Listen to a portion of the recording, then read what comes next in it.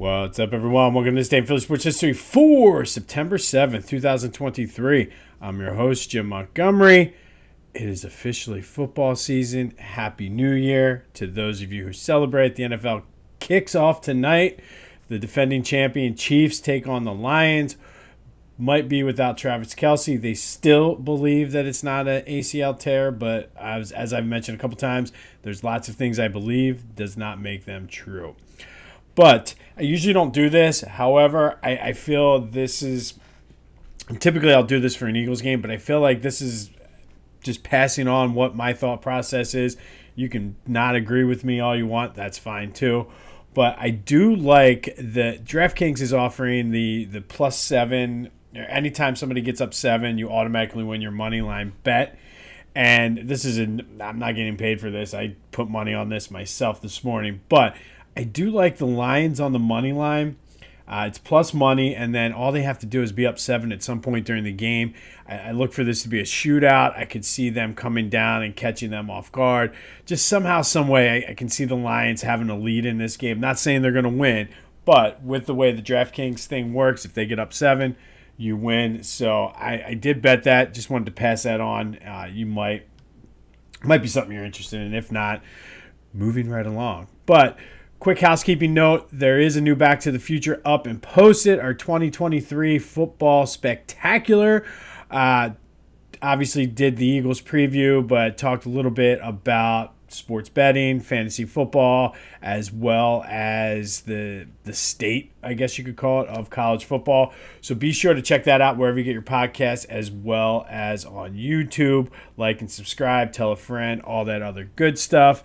Before we get in, I got to do this one more time, and I promise I won't do this again. But, man, the fly shirts, they're amazing. They are absolutely amazing. Go to phillygoat.com, get your fly gear. They have hoodies, you name it, they got it. Just go check them out.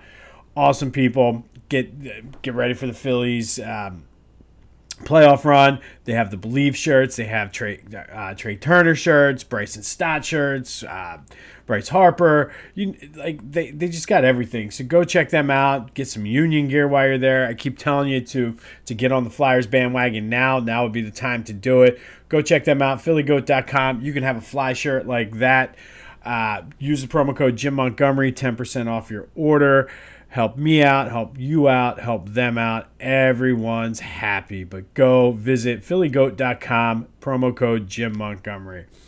All right, speaking of those Phils, good win, 5-1. Just a pretty dominant performance. Schwarber led the game off with a homer, and they just never really looked back. Zach Wheeler came out and pitched like an ace should when they needed it, which was awesome. More on Zach in a few when we talk about who wore it best.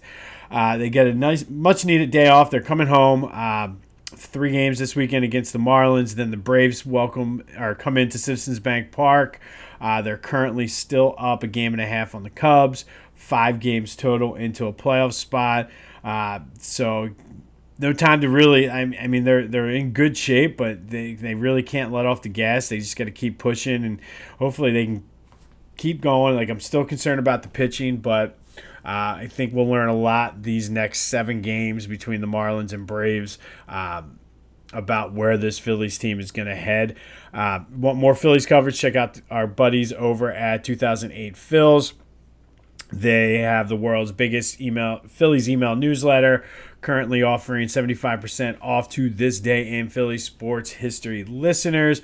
Click the link down in the description. Get you access to everything they have. That 2008 World Series banner t-shirt, as well as access to giveaways, autographs, tickets, and 2008 Phils will follow your Twitter account. All for $2 a month, $20 for the year. Be sure to check the link in the description. Well, I said it was coming. I did not expect it to come later in the day. But there is some Harden news, I guess you could call it. Apparently, because he got snubbed from the original All-Star game list, he went into pout mode, which, I mean, I don't know. I totally can see it. And missed the call from the league offices that were asking them basically that once I think it was Durant or somebody couldn't do it, they were trying to get him to be one of the alternates, but because he was pouting, he missed the call and could not go to the All-Star game. When he called them back, it was too late. They had already filled the spot.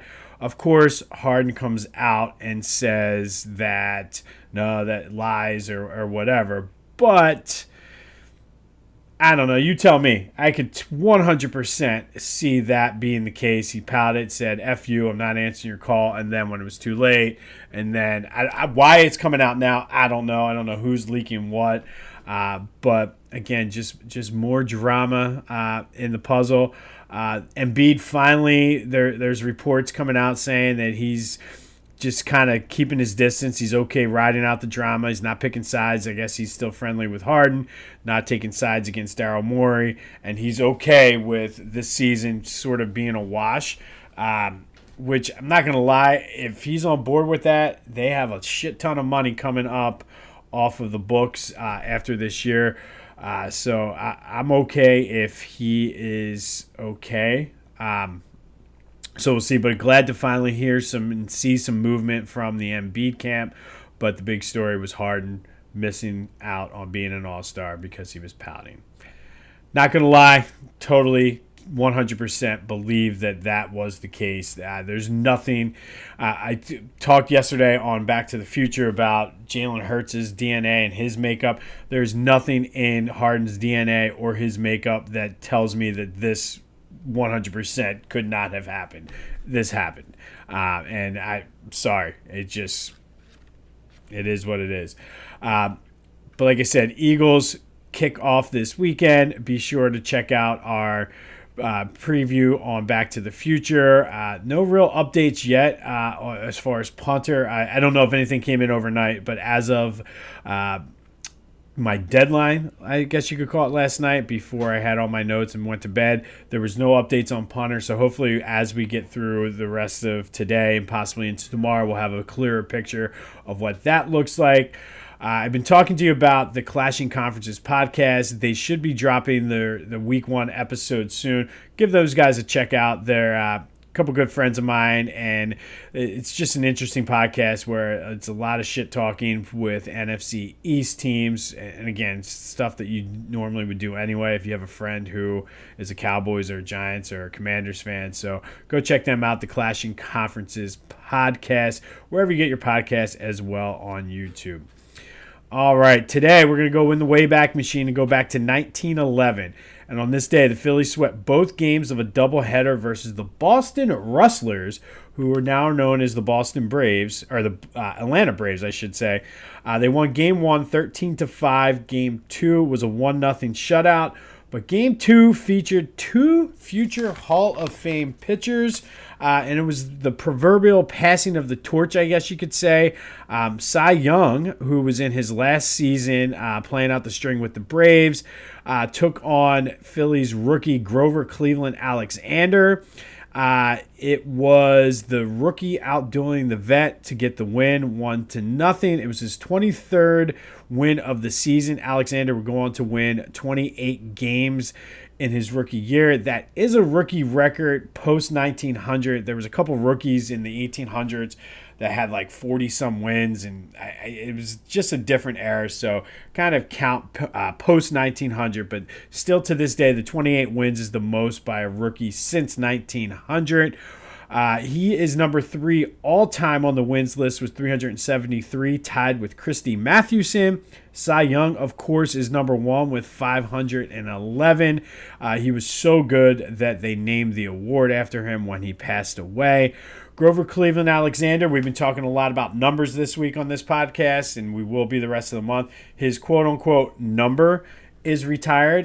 Didn't wear numbers back then, so one of the old school script P's, if you look in Ashburn Alley, one of them is for Grover Cleveland Alexander. But on this day, it was the passing of the torch as Grover Cleveland outdueled Grover Cleveland Alexander, I should say. Grover Cleveland's a whole different person. But Grover Cleveland Alexander outdueled Cy Young as the Phillies swept the Boston Rustlers 2-0 in their doubleheader on September 7th, 1911. Not 2000, 1911. All right, time for Who Wore It Best. Yesterday was number 45, and we had a three-way matchup. Zach Wheeler, Tug McGraw, and Terry Mulholland. At the end of the day, it was pretty much a rout. 93% of the vote went to Tug McGraw. Terry Mulholland got some love for his pickoff move, and Zach Wheeler just said, screw it, I will go out and just dominate the Padres since nobody's going to vote for me. Now, I guarantee you, if he goes out and wins the World Series with the Phillies this year, we do this vote again, I bet you it looks a little bit different. But for now, the best number 45 in Philly sports history, Tug McGraw wore it best. You got to believe. I can still picture him jumping up into Schmitty's arms after striking out Willie Wilson in 1980.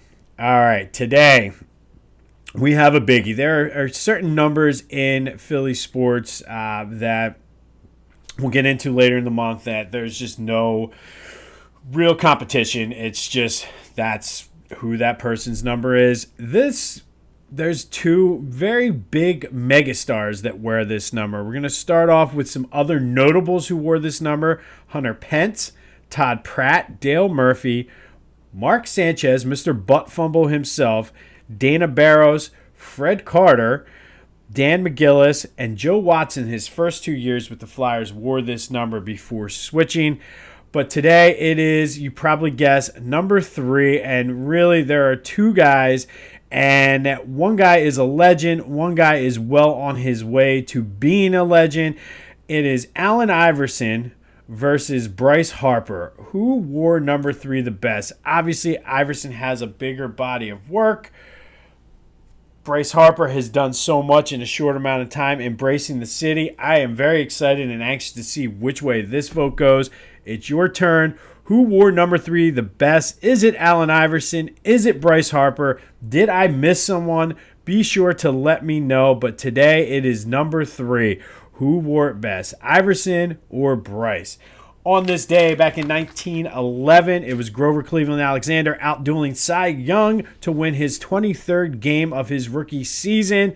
Cy Young was well on his way toward retirement and having the award for the best pitcher named after him. Phils get a much-needed day off as they're traveling back from the West Coast, still holding a slim lead for that top wild card over the Cubs, with the Marlins and Braves coming into town. Be sure to check out the latest Back to the Future. It's the Football Spectacular. Let me know what you think. Be sure to like and subscribe. Tell your friends. Tell your enemies. Tell somebody. I don't care. Tell the mailman. Just tell somebody. Check out Philly Goat. Get that fly shirt. I'm telling you, I will be wearing it on Sunday, so don't worry about that. Tell me what you think, too, about Harden. Did Harden really pout? I mean, there's nothing to make me believe that he did not do that. And again, I go back to my famous quote I've been saying this whole time with the Harden thing. You do dumbass things. People are going to think you're a dumbass. Yeah, people say you pout. You're a pouter, dude. You probably pout it and just was saying, I'm not answering my phone. Anyway, good to hear from Embiid as well. It is Thursday, last day of this heat wave, and then it's supposed to rain most of the weekend, but that's okay. Plenty more time to watch football. Like I said, put that Detroit Lions bet in. Make sure you opt into the early win bonus. But it's football, baby. Go have yourselves a Thursday. This has been This Day in Philly Sports History. I'm Jim Montgomery. And until next time, I'll see you when I see you.